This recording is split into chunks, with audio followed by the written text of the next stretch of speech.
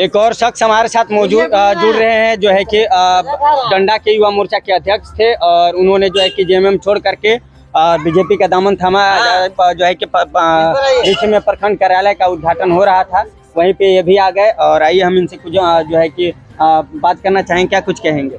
जी नमस्कार, मैं सबसे पहले आपका चैनल का धन्यवाद देना चाहता हूं जी, जो कि आज जो है मुझे कुछ बोलने का मौका मिला जी, बहुत बहुत धन्यवाद जी। और आइए, मैं जेएमएम का डंडा प्रखंड का युवा मोर्चा का प्रखंड अध्यक्ष था जी, लेकिन माननीय मिथिलेश ठाकुर जो भैया जी हैं जी, उनके कार्यकलाप और उनके जो कार्यकाल में जिस तरह से उनका गतिविधि रहा जी, जिस तरह से उनका व्यवहार रहा जी, उससे मैं तंग होकर जी, आज जो है मैं बीजेपी में आया, शामिल हुआ हूं जी।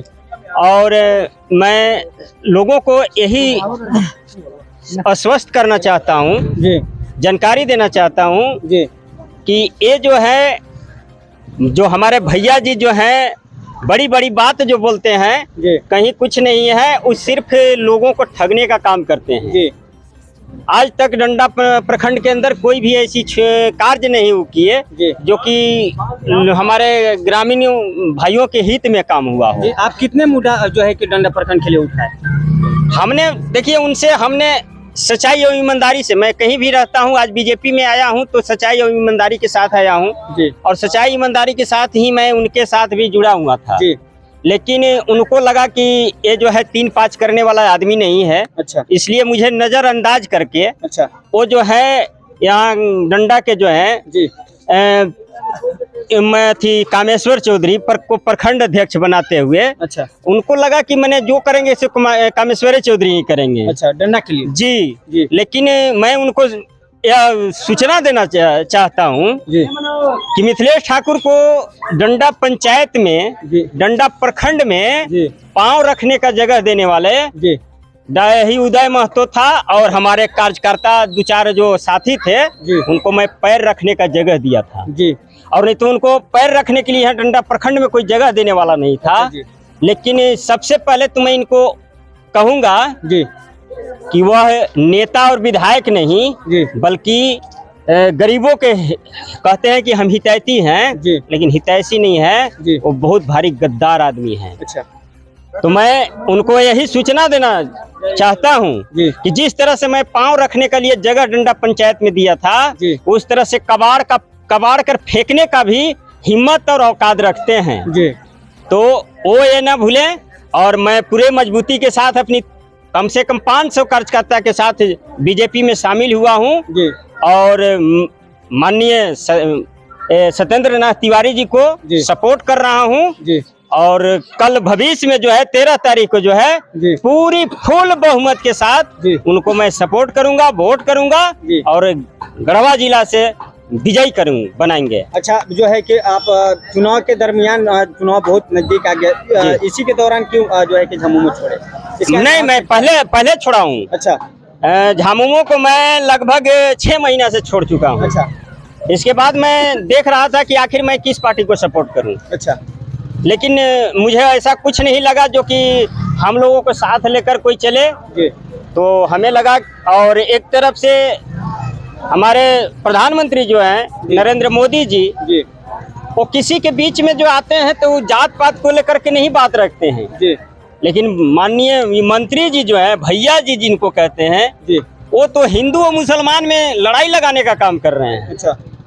तो हम सनातन धर्म को मानते हैं, हम हिंदू हैं, तो इसलिए मैंने सोचा कि तो हमारे लिए, हम सब हिंदुओं के लिए जो है बीजेपी छोड़ा करके, नरेंद्र मोदी जी छोड़ा करके, सत्येंद्र नाथ तिवारी जी छोड़ा करके कोई साथ देने वाला नहीं है, इसलिए मैं बीजेपी में आया हूँ। धन्यवाद। कुछ कहेंगे? तो बहुत कुछ कहेंगे। अच्छा। पहले तो हम झारखंड मुक्ति मोर्चा में थे। अच्छा। जो कि डंडा प्रखंड का कोषाध्यक्ष थे। अच्छा। क्या भाग गए? हम लोग के मान सम्मान नहीं मिला। अच्छा। यहाँ जो हमारे प्रखंड अध्यक्ष कामेश्वर चौधरी हैं, अच्छा, उन्हीं को यहाँ बजट चलता है। जितना भी ठिका पाटा का काम होगा तो कामेश्वर चौधरी की होता है। अच्छा। चाहे रोड की सवाल हो, पुल पुलिये के सवाल हो, गढ़वाल का सवाल हो, चौपाल का सवाल हो, चंपाकल की सवाल हो, जो कहेंगे वही काम होता है। अच्छा। ये चलते मनमानी करते हैं, ये चलते मैं झारखंड मुक्ति मोर्चा छोड़कर अभी आंसू का डंडा प्रखंड में अध्यक्ष हूँ, जो कि अभी बीजेपी में गठबंधन है। आंसू और बीजेपी, हाँ, ये चलते फुल बहुमत से आपको सत्यनारायण तिवारी जी का हम लोग फुल बहुमत जिताने का काम करेंगे और झारखंड में बीजेपी का सरकार बनेगा। आपके क्षेत्र में मंत्री जी का क्या क्या विकास कार्य रहा? हमारे क्षेत्र में तो मंत्री जी विनाश करने का काम किए हैं। अभी हम लोग को कॉलोनी बनाना है, बालू नहीं मिल पा रहा है।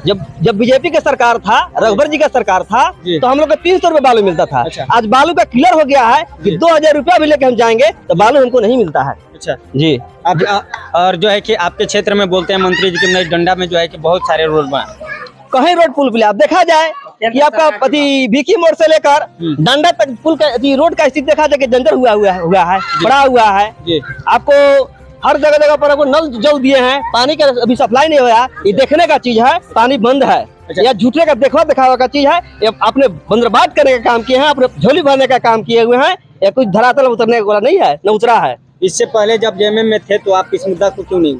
हमने उठाता था, लेकिन हम लोग का बात कभी नहीं चलता था, या मंत्री से बात नहीं पहुंचता था। अच्छा, ये लोग खाली झंडा कहता था गाड़ी लेकर चलना है, कितना गाड़ी भेज दे, कितना झंडा भेज दे, बस। मंत्री से बातें नहीं पहुंचाता था, मंत्री से हम लोग पहुंच ही जाता, मंत्री से बातें नहीं हो पाता था। मंत्री बोलते कमिश्नर जो भी कहेंगे वही होगा, जो प्रखंड देता है वो कहेंगे वही होंगे। यानी उनका क्या नाम है कि उनका ही बगडोर में उनका पॉकेट में वोट है, डंडा प्रखंड में। अच्छा, मंत्री जी ऐसा बात बोल? जी जी। पकड़ा जी।